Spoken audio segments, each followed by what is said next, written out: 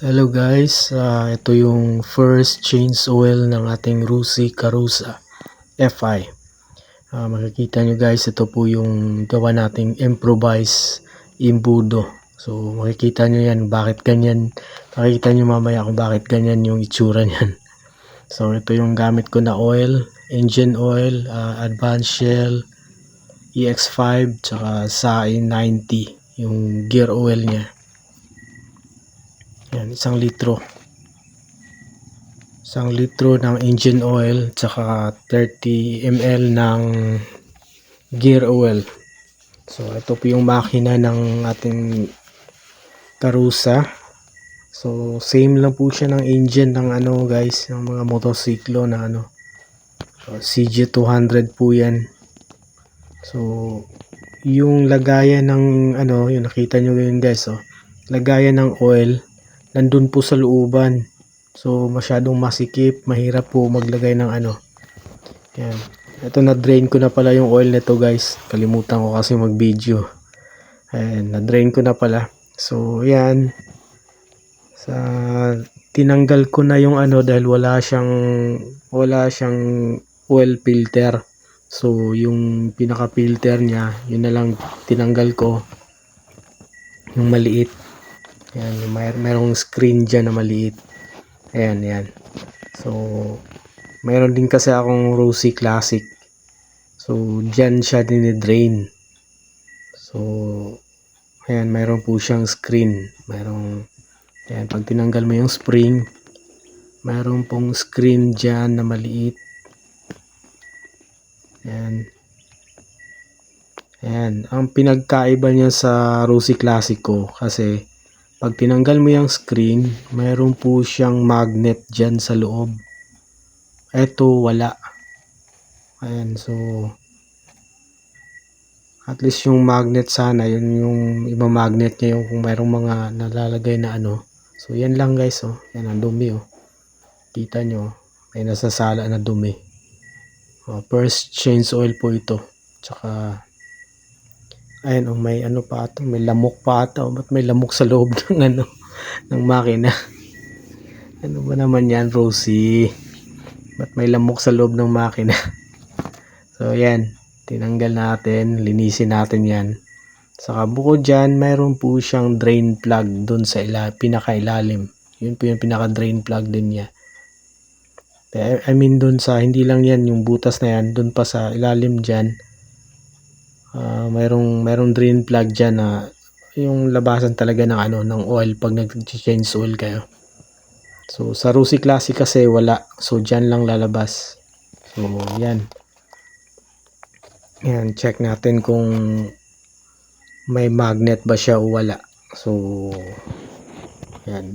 Tinest ko yan sa sa bakal, wala siyang magnet guys. So ayan guys, check natin ayan hindi siya dumidikit, so wala siyang magnet. So yan. So tapos ito guys, ito na yung lagayan ng ng oil. So makita nyo guys, napakasikip. Ang hirap kunin yung yung dipstick. Yan yung dipstick niya guys. So kinat ko na lang po yan. Talagang nahirapan akong kunin yung yan, dipstick. So yan po yung dahilan kung bakit mayroon akong ginawang improvise na imbudo. Napansin ko sa dipstick guys, siya parang hindi siya umabot sa level ng oil niya. Ayan, makikita natin mamaya yan. Yan yung dipstick niya guys. Parang sa motorcycle na lang din. Ayan, pangkaraniwan ng dipstick. Tapos yan guys, binugahan ko na po ng ng hangin. So pinas forward ko na guys dahil nahihirapan talaga akong iabot yung yung ng compressor. So ginawa ko dyan guys, dyan sa ilalim ko dinaan. Yan, buti na lang umabot. So tinry ko siya. Yan, buga ng hangin. So may lumabas naman na hangin dun sa dyan. Ayan ayan, nalabas yung yung oil na natira. So yan guys, talagang ang hirap niyang anuhin, abutin. So may mga natira pa siyang mga oil. So talagang sinagad ko yung niya, yung laman. So guys, yan pansin natin parang hindi aabot ng 1 litro yung oil yan makikita natin mamaya, susukatin natin yan kung aabot ng 1 litro. Ayan, tapos yung sa oil filter niya, yun lang yung screen na maliit kaya linisin din natin. Tapos yan, eto yung oil niya. Yan, 250 kilometers pa lang yan. So nag-change oil na ako, ganyan nakaitim. So sabi din kasi dun sa sa kasa na i-change oil daw agad kasi pangit daw yung oil na nilagay nila. So yan, habang bubuksan na rin natin yung air filter niya. So yan, ayan yung air filter niya. So dalawa po yan, yung una, yung malaki yan, hugutin lang po yan, medyo masikip pa Ayan, medyo malinis pa naman siya. So bugahan din natin ng hangin yan. May mga alikabok na rin na na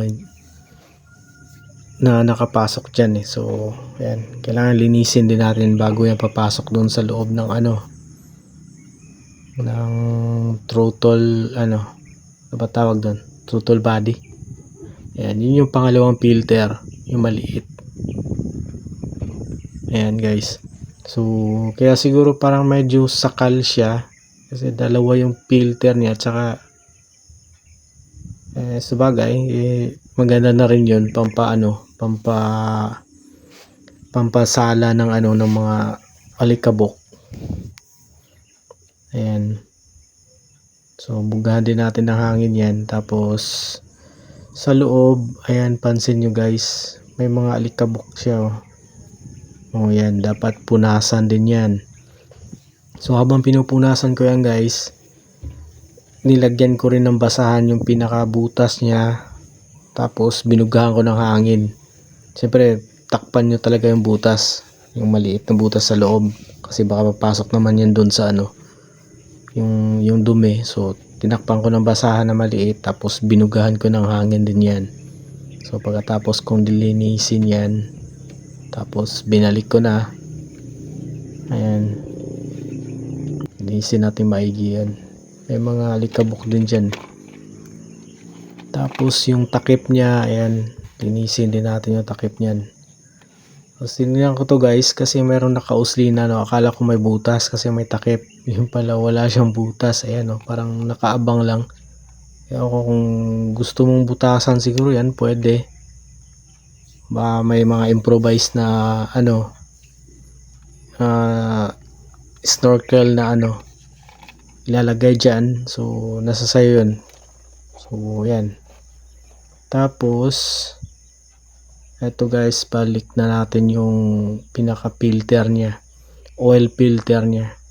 So pagkabit nito guys, dapat mauna yung yung mayroong goma,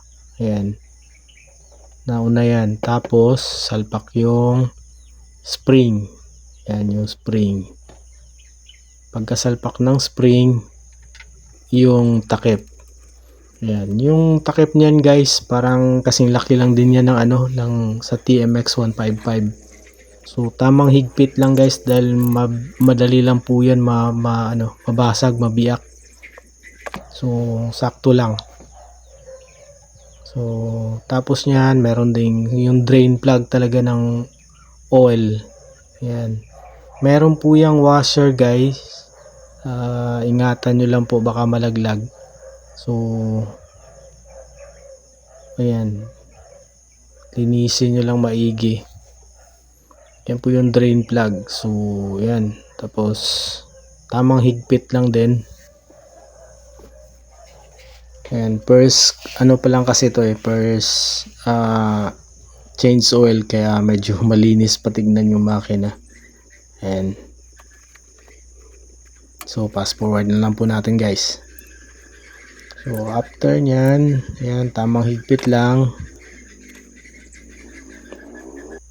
Ayan, dahil pag yan nasobrahan ako, eto na guys, eto na yung gamit ng ating improvise.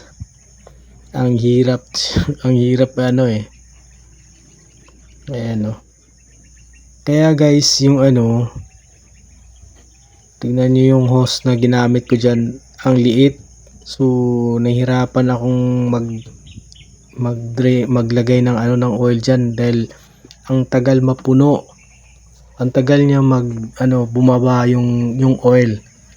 So yan, pahirapan kung paano siya ipasok.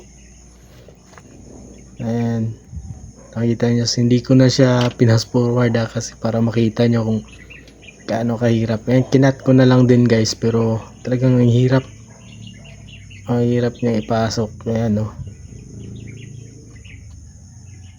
Ayan, tapos silipin natin doon sa gilid kung talagang nakapasok ba talaga siya sa butas. Ayan, kailangan mong siguraduhin kasi baka mamaya buhos ka ng buhos, hindi pala doon nakalagay doon sa butas, sayang yung oil mo. Ayan guys, so check natin doon sa gilid. Makikita naman doon sa gilid eh. Ayan o. Ayun, pasok. Ayan, Shell Advance EX7 EX5 lang yung gamit ko guys.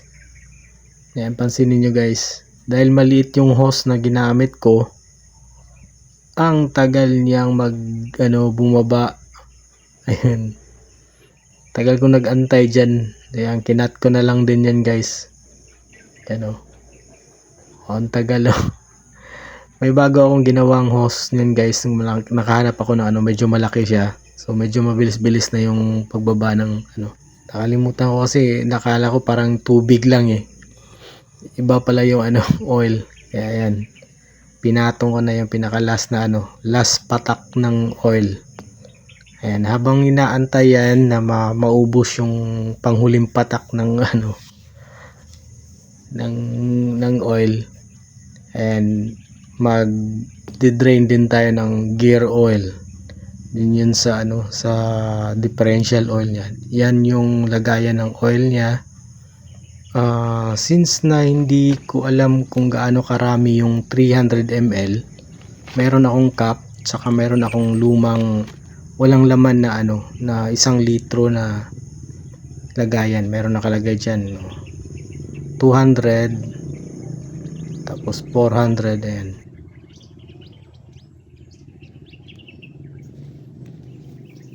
punasan natin para malinaw.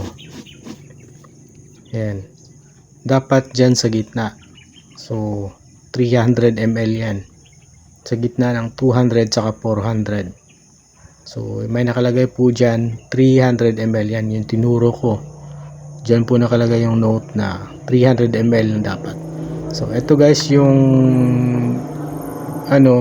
yung oil na ginamit.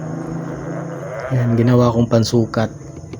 So yan, sukatin natin. Dapat nasa gitna siya ng 200 ml tsaka 400 ml na Ayan, may mga nakasulat kasi dapat dyan sa gitna 300 ml dapat.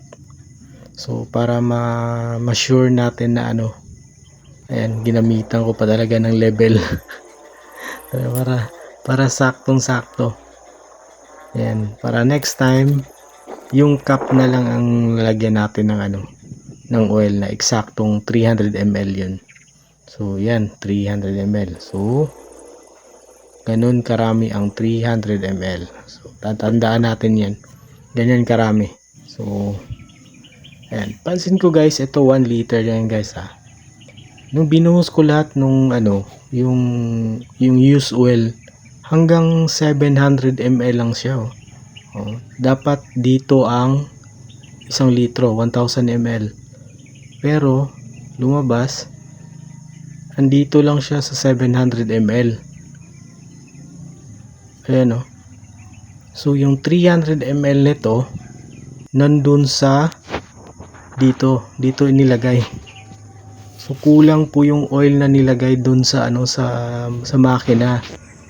Instead of 1000 ml o 1 litro, 700 ml lang ang nilagay. So 1 litro ng engine oil, tapos yung 300 ml dito inilagay sa sa differential. Kaya dapat pagkakuha nyo guys, palitan nyo agad yung oil niyan dahil kulang-kulang yung oil niyan. Tsaka pangit din yung oil na ginamit. Ayan, ang itim-itim. Tapos yan, sobrang tigas yung drain plug ng oil niya. Ang tigas ng oil, pero yung gulong niya hindi mahigpit, tapos dyan sobrang higpit. Kaya yan, so ang sinasabi ko, yung mga tornilyo dapat i-check nyo talaga. So yan, binuhusan ko rin ng binugahan ko rin ng hangin para lumabas talaga yung So ito guys, yung pagkatapos nun, ito yung sa sa reservoir ng coolant, no? So may tamang level po ito guys Huwag po ninyo itong punuin ng coolant. Dapat po mga 3/4 lang po dyan. Huwag pong punuin yan dahil pag uminit po yung makina, hindi po siya pwedeng punuin kasi pumupunta po dyan yung yung tubig galing sa sa yung radiator. So dapat yan, hanggang dyan lang yung level niyan. Tapos yung sa tubig ng radiator naman, dahil mahirap sa silipin, dukutin nyo na lang kung kayang pumasok yung hindi liit nyo sa daliri ng kamay. Kung maabot nyo ng tubig, big sabihin okay pa yon. Pag hindi nyo na maabot yung tubig, ayun, dagdagan nyo.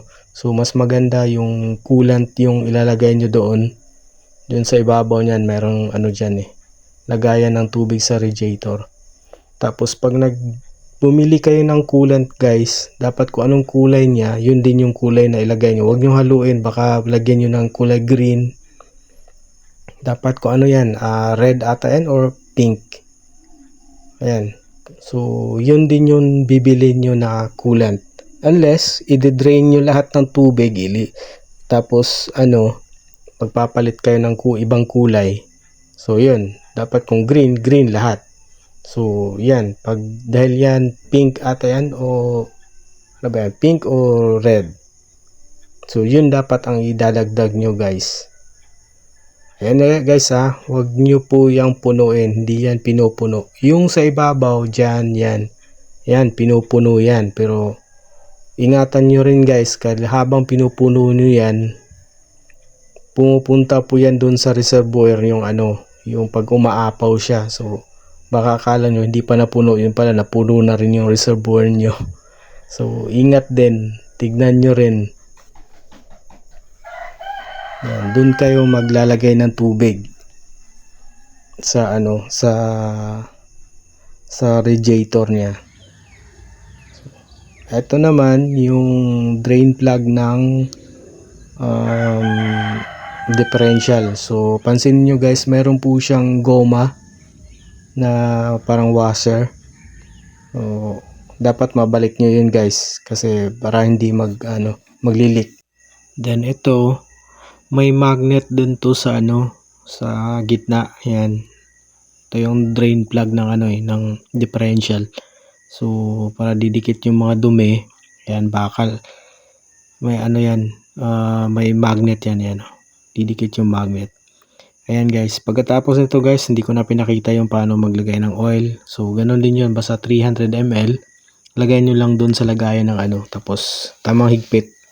So yun lang guys. Any question, comment below. Thanks.